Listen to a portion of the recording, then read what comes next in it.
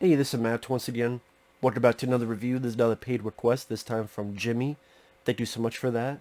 And for those interested in requesting pretty much any type of videos, topics, reactions, reviews, re-reviews, rankings, list, news, whatever, feel free to send it either directly to my PayPal or join my Patreon.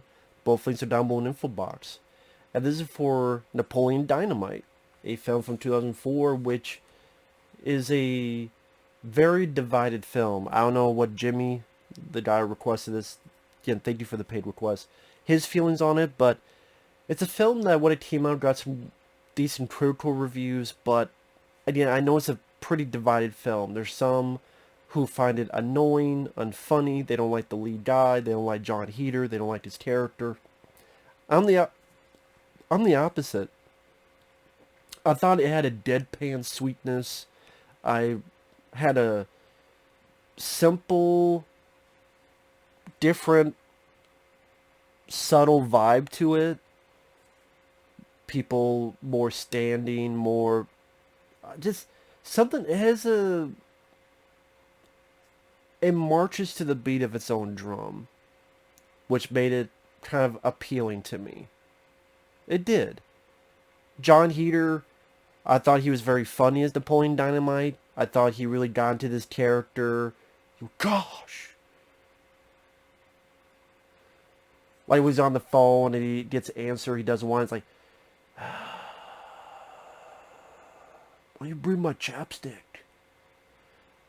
But my lips hurt real bad. No, I'm not going to use her, you sicko. Ugh, idiot. Just a certain demeanor. He just fit with the role. And you just say he fit with the role too well, because after this, he was able to get some roles. He did a film with Billy Bob Thornton. I think it's School for Scoundrels. He was in a film called The Benchwarmers with Rob Schneider. He was in a couple other movies, but none of them were ever as big as Napoleon Dynamite. And he still works. I mean, he was in that last Tremors direct-to-video movie. He had a voice in the film called Monster House. So he still works, but that was kind of his 15 minutes of fame, and he never really reached that again.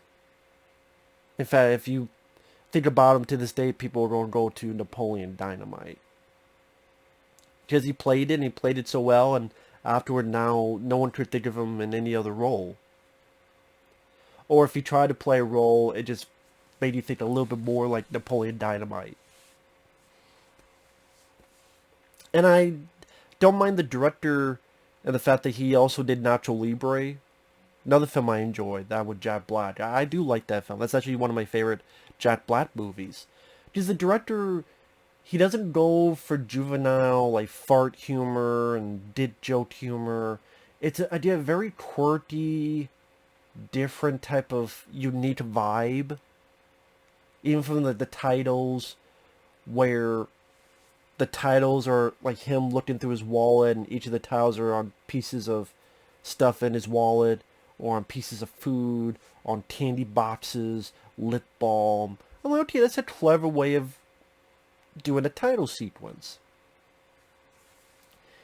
And the music choices. Like, I didn't mind the song in the opening titles.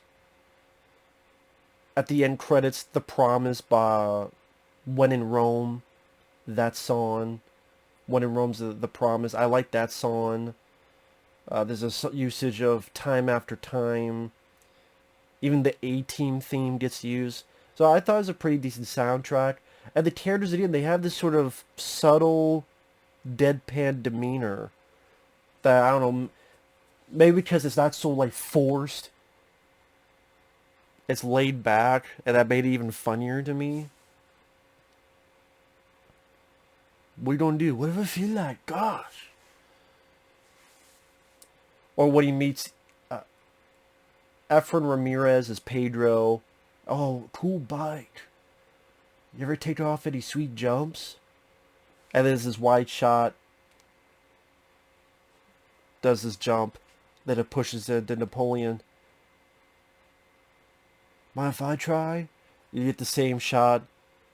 And then he trips and falls. And there's no like bid music. There's no bid. Dun, dun, dun, dun, don't you laugh? It's just, you kind of, you make the choice. Do you want to laugh or not? And you have these characters that just, like I said, like the movie, march to the beat of their own drums. Like his brother, who talks to someone online on the computer. And it's like, come on, Napoleon, you know I'm trained to be a cage fighter. The funniest bit for me is they're both ready to answer the door. They don't know who. And before they're doing this like thing where, actually they're ready. He says the cage fighter, and Napoleon's like, yeah, no, you're not. I could pull my moves on you. So they're both standing. They're both trying to hit each other, and then the doorbell rings. I'll get it. And it gives like a sneak snap. I thought that was perfect timing. Oh man. And I think because like it doesn't have this big music, it's not overindulgent, but it's not aggressive with its humor. Something about it just made it. It's deadpan. Deadpan sweetness is the phrase I kept thinking of. This is a girl, Tina Majorino, as Deb. She was the little girl in Waterworld that had the markings, and oh my god, we'll find land because of that. She's in here and becomes possible love interest for Napoleon. She is a soft-spoken but sweet character. Aaron Ruel plays Napoleon's brother Tip. John Grease, he was the werewolf in the Monster Squad. He was one of the vampires in Fright Night Part 2 in the late 80s. He's been in a few other stuff. He plays the Uncle Rico, that the main character's grandma gets hurt because she's like on a four-wheeler, she crashes. So he comes in, and while he's there, he's trying to do these deals that don't quite work out. Trying to make some quick money schemes.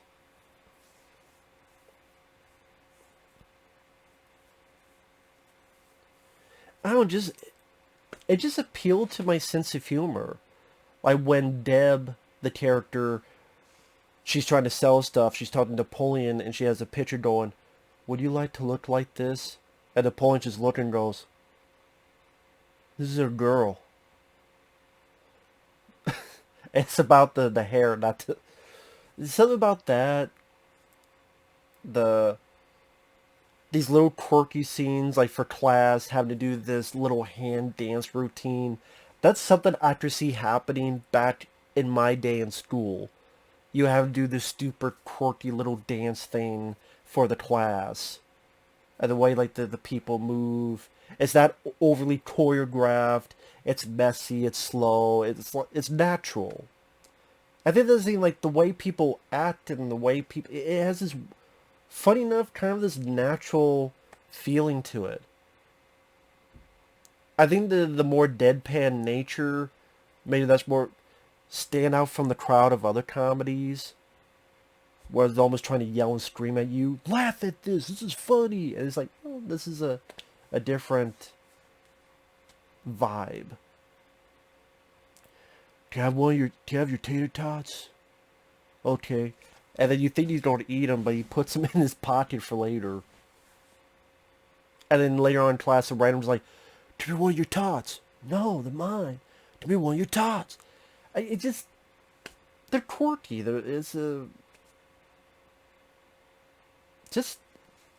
hard to explain what makes one laugh and the other doesn't, because it's all subjective. It's the same with scares.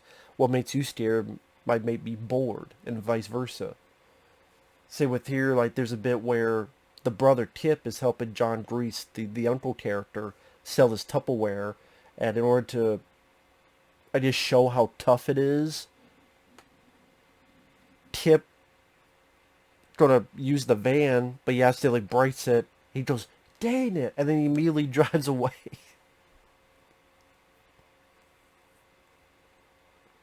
And even the little love story between Napoleon and Deb, it's awkward, but yet it's kind of sweet. It's not overbearing. It's not overdrawn. And of course, you have Vote for Pedro. I remember Vote for Pedro.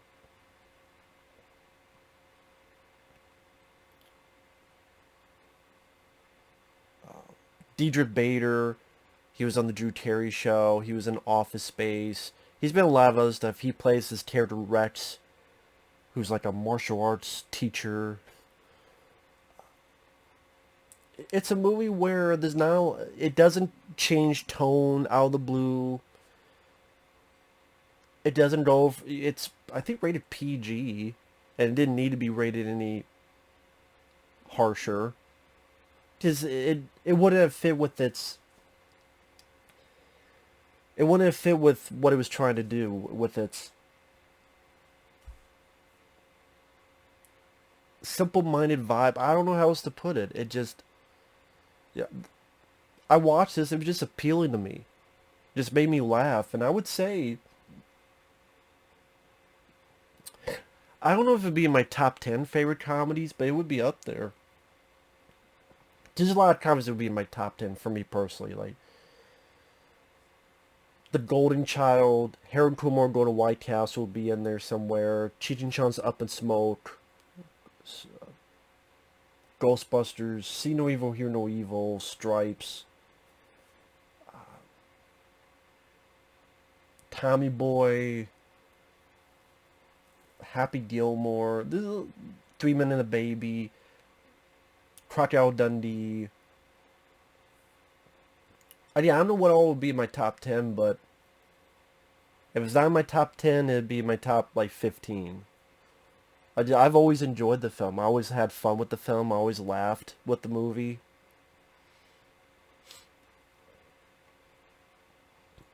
And I didn't really have much problems with it. I really didn't.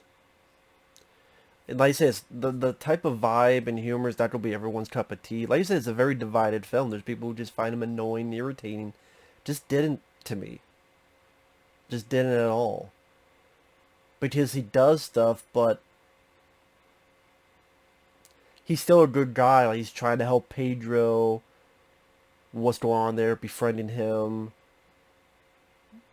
Deb. That whole bit was nice. Even at the end, playing tetherball.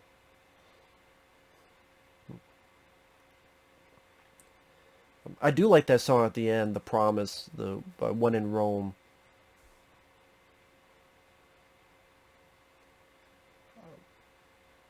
And it sticks out. A lot of comedies kind of blend together,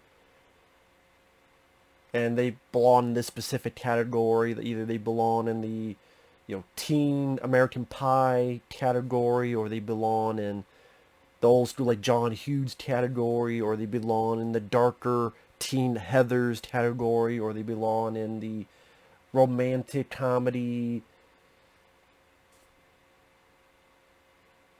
This is its own... I keep repeating this phrase, marching to the beat of his own drum, but I kind of appreciate that. And it was charming to me. It was just charming to me. So I always enjoyed Napoleon Dynamite, and always found it rather funny. So with that said, thanks for watching. Take care. We'll see you guys later. Bye-bye.